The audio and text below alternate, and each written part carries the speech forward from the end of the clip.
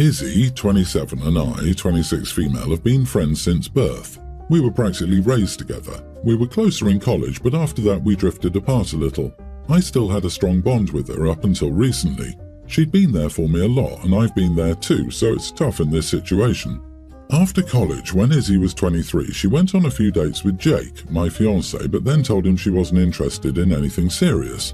Even though I was her best friend, I didn't know Jake because she often got asked out, but only a few turned serious, so I knew about her boyfriends but not necessarily her dates. I moved in with Izzy almost a year after that and we got close again. It was after this that I met Jake. We quickly became good friends. I used to talk about him to Izzy a lot, but when I showed her his picture, she recognized him and told me about her dates with him.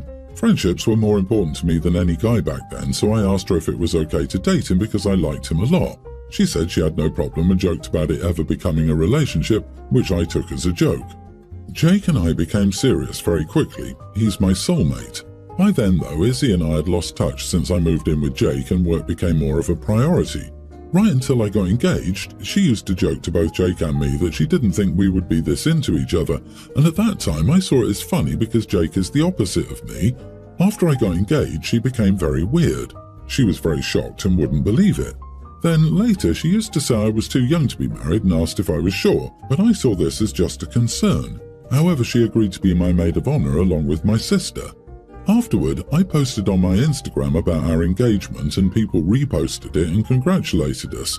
But Izzy just captioned it saying, "You better mention me in your vows because he was into me first, ha." Jake felt very uncomfortable, and so did I, but I defended her, saying that it was just Izzy, she often jokes around. But I still told her it was a bit uncomfortable, and she said she was joking. Recently, we hosted a dinner party, and that day, Izzy just kept telling all the friends and family gathered that Jake dated her first. She let me have him and stuff like that. Even after telling her it was not okay, she joked around. Later, I told her that she was crossing my boundaries and that it was not okay, to which she said I was overreacting. Ultimately, I told her not to attend my wedding at all. I've been overthinking a lot after that. Right now, people who know about this are just choosing sides based on who they know more. I'm worried I'm ruining a lifelong friendship when I'm not even right. What if, to her, it really was just a joke and I'm not understanding? But she's not being supportive or positive, which is unfair. I'm confused. Not the idiot. She's too proud to let things go. In her eyes, you found love in a man she dismissed, and that is simply not possible. Hence, she's there. I was here first. In my honest opinion, you made the right choice. Who knows what kind of behavior she'll display when her pride turns into jealousy at a crucial moment. This is your wedding and not a public forum. When someone disrespects you intentionally, just cut them off. It sucks that your friendship is coming down to this, but Izzy is the one forcing the issue, not you. Yep, Izzy sounds like she's the type to wear white to her friend's wedding. I think she loses any right to claim it was just a joke when you've expressed that it makes you uncomfortable and asked her to stop. You have every right to enforce your boundaries, even if that means ending a long friendship. If she were a good friend, she would value your feelings over her need for attention, which is clearly what this is about in my opinion. Also, it's weird that people are choosing sides in this. There's no reason for it, and they really should start behaving like adults. This right here. It's one thing to make awkward jokes, it's another to make awkward jokes constantly. When confronted by OP, the correct reaction should have been, "Oh my gosh, I'm so sorry, I didn't realize it was upsetting you, it won't happen again." However, since Izzy doubled down, I bet she knows what she's doing and is very jealous of OP, and anyone choosing Izzy's side has freed up space for OP to invite others to her wedding. So this has been a long thing coming. My soon-to-be husband has a sister, let's call her Mia. Now, Mia and I do not click very well. I'm polite, but I wouldn't say we're friends. I felt his family forced me to make her a bridesmaid or she would be sad. I'm going to be blunt. Mia is fat and very insecure about it. This has led bridesmaid dress shopping to be a nightmare. We could never find something she wanted, and all the other bridesmaids and I liked. So I gave everyone two options to vote on. Option 1 was getting a dress that can be styled multiple ways or picking from a collection so everyone matches, but they will need to pay for it. Option 2 was I would buy everyone's dress, but I chose the dress and my decision was final. My 5 bridesmaids voted and option 2 won, so I picked out a blue strapless dress with a mini slit. I like it and I knew Mia would have an issue with it. I sent a picture to all the bridesmaids and confirmed the right size before I ordered it. This is where it blew up. Mia was angry that I picked a revealing dress. This resulted in an argument where she thought I was a huge jerk, and I told her she could step down if she had issues with the dress. She tried to get the family on her side, but everyone knew I gave them options and had watched me struggle to find something everyone wanted. Edit, she voted for the option where I pay for the dress. I didn't ask her since she and mother-in-law announced she was one of my bridesmaids at a family gathering. The only way to keep peace with the whole family was to give her what she wanted. I've also gone to 4 different shops to find a dress for everyone. Edit, to clarify, she voted for me to buy the dress. Everyone voted for that. You are the idiot in every way. You chose the dress with the sole purpose of bullying her into dropping out. Use your big girl words if you don't want her as a bridesmaid. Don't act like a mean middle school girl. You are a grown adult and this is your wedding. You should be able to properly communicate instead of agreeing just to be passive-aggressive or letting the mother-in-law walk all over you. This will be a disaster. Going against the grain, I say not the idiot. Mia voted for the "you pick, your word is final," aka the one where Mia doesn't have to spend money. She would have voted the other way if she didn't want that. The idiots here are mother-in-law and Mia. Mother-in-law for announcing Mia as a bridesmaid, Mia for being difficult. I'm fat, and if I don't fit the same dress as everyone else, I'd have voted for buying my own from a collection. Mother-in-law and Mia announced her bridesmaid status specifically to force OP. OP's mistake was not stopping it then. Well, that clearly has worked super well. Oh, I'm so sorry. I'm not sure where you got that idea, but it's not true. I'm sure we can find you a place in the wedding, but my bridesmaids are already set. Yes, it will be unpleasant, but the best time to set boundaries is the first time someone tries to stomp on them. The longer you let people push you around, the harder it is to stop them later. Everyone's the idiot here. Your mother-in-law for trying to shoehorn Mia as a bridesmaid, and you for not having the backbone to say that you will not have Mia as a bridesmaid. Neither of you is doing Mia any favours by coddling her, instead of enforcing the crucial "not everything is going to go your way" lesson from the start. My wife Whitney, 31, and I, 32 male, have been married for 7 years, and we have a young grammar school-aged daughter together. My daughter's favourite bedtime story is a story I made up about 2 princes who fell in love. It's a fictionalised kiddie version of the love story of me and my first boyfriend. I regret making up the story. My wife handles the bedtime routine now. I found out that my daughter still loves that story and asked her to recite it every night. My wife tells her the story, tucks her into bed, and then cries for the next few minutes. Every night. It makes her live with him. My life was carefree when we were together, but he broke my heart. When we broke up, my wife was a short rebound to take my mind off everything. Protection failed and she got pregnant. We got married because I didn't want our daughter to grow up in a broken home like I did. I thought we were a happy family, but my wife shoves her emotions deep down and smiles for the rest of the world. She's a perfect wife and mother. I overheard her talking to her mother once. She said my boyfriend and I had a real love story and that she knew I didn't love her. Her mom encouraged her to keep the family together and told her that being a wife and mom was a sacrifice. What sucks is that I know that she cries a lot, but I've only ever seen it a handful of times. This is the first time our kid has seen her mama sad. Sir, why have you not told a new story about a prince who lost his first prince love but found true happiness with his princess and their extra beautiful child? Your wife needs to hear that story. You need to be telling your wife that story if it's true. Repairing things with your wife is the priority here. Kids cannot always get what they want, and that is okay. That's not how OP feels. He may, I'm sure he does, love his daughter, but if you read between the lines, he lost his true love, boyfriend, and his wife is not the newfound love of his life. OP explained that the ex was their first love and they were so in love with him. The wife ended up being a rebound after the split, protection failed, and she wound up pregnant.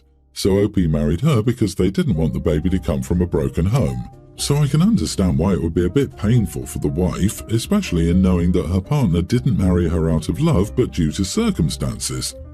Holy crap, LMAO. Now that's a bedtime story. I went from feeling bad for them to just laughing at them. Getting married because the children is always a great decision. It blows my mind that OP wants her to stop crying, but is not willing to do a damn thing to make her feel cherished or loved. I'm so incredibly sad for your wife. She really doesn't have anybody who loves her, does she? You are the idiot, OP, for pretending everything is fine in your home. Yeah, bruh, why are you telling your child a love story about your ex? Your wife isn't happy, you piece of crap. You told your child a love story about your ex. Of course she's going to be miserable. Your marriage is a crumbling hot mess. Your wife is emotionally harming herself to make your kid happy. You married your wife because she got pregnant, and you were only dating because you were on a break with someone who is your great love. After 7 years of marriage, you still consider the other dude the love of your life, and you made up a story that glorifies the love and told it to your kid? Wow. Just wow. I lost my daughter Abby 7 years ago. She was married to Scott and had 3 children with him, who are now tweens and a teen. Scott and my grandkids stayed part of the family, and last year Scott remarried. His current wife is Beth. We all knew Beth for a few years before the wedding, and she was always very friendly, though at times she could be a little pushy.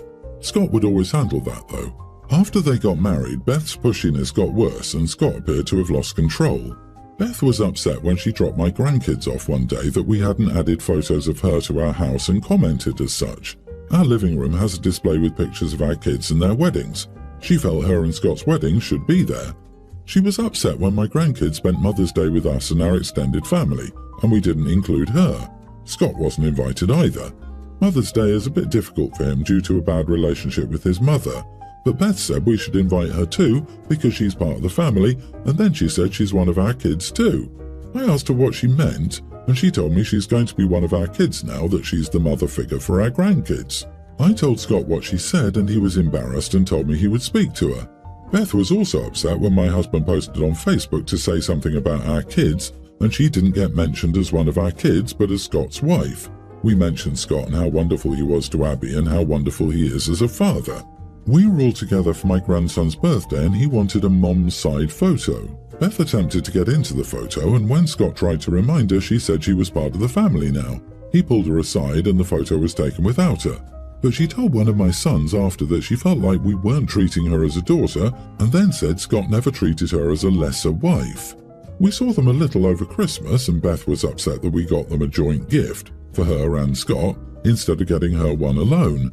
She told me she's tired of feeling like she's not really family, and she says she feels like we always put Abby first when she's here now. I saw red after this, and I told her she could never take my daughter's place, and the fact that she ever thought she could was outrageous. She told me the kids call her Mom, and they think the world of her, so why wouldn't we? I told her the kids have always called her Beth when I hear them, and she turned around and said that's our fault because the kids should be calling her Mom and they don't. She lost it from there. Beth stormed out and I explained what happened to Scott. He apologized and left the kids with us so he could speak to her. I think they worked it out, but Beth said I was needlessly cruel, to imply she's not as good as Abby and doesn't deserve to be our daughter. Am I the idiot? Not the idiot, I mean, she sounds unhinged. No logic would suggest she would ever be like a daughter to you, even if your grandkids do consider her a mother figure, now or in the future. That's not a transitive relationship. She is married to your daughter's widower. That's it. There's no familial relationship between you and her, and if she's consistently pushing this gonzo, replace Abby in every aspect of her life agenda, that is honestly kind of scary. It sounds really weird. You've included Beth in what you are comfortable with, but you're not obligated to treat her like your daughter. It's bad enough that Beth is trying to erase Abby as the kid's mother, but to try and replace Abby as OP's daughter is disgusting and disrespectful. Are we sure Scott or Abby didn't cross paths with Beth before Abby died? I'm not saying Scott cheated, but Beth sounds obsessed with becoming Abby, me to save money. I cook and we have a serve yourself policy. The thing is, she will eat a lot more than me. For example, if I made chicken, I would eat only 1 chicken breast and she would have 3. Basically, she eats a lot more than me, and I don't substitute for low-calorie stuff. I won't use skim milk instead of cream, for example. She is overweight and has been going on about how it doesn't make sense that I'm much smaller. I asked if she was joking, and she confirmed that she didn't understand why she was gaining weight. I told her that she eats a lot more than me, so of course she's bigger. This started an argument about how I was shaming her and not being a good host. My son wants me to apologize, but I find it ridiculous, and this is common sense. 3 chicken breasts in 1 meal, and she doesn't know why she's big, and you not being a good host? They live at your place and you cook for them, and she just didn't like the answer to her question. Don't ask if you'll be butthurt about it. Not the idiot and tell her, "Daughter-in-law, I'm sorry my cooking isn't working out for your diet. I'll stop making you and my son's portion. That way you can pay for and cook yourself food and have power over your diet." I wouldn't want to sabotage your weight loss goals somehow. This. It's one thing complaining, but another when she's being cooked for and fed. I was living with my partner and his mum for a while, and I didn't want to eat the type of food she cooked, so my partner and I started cooking for ourselves, and that was that. As a bigger girl who has lost a lot of weight in the past, my experience is that the truth hurts, and she's lashing out at you for saying it. It's one thing internally knowing how you're sabotaging yourself and compartmentalizing it, but it's tough to accept when someone acknowledges that. It sounds like she needs the wake-up call.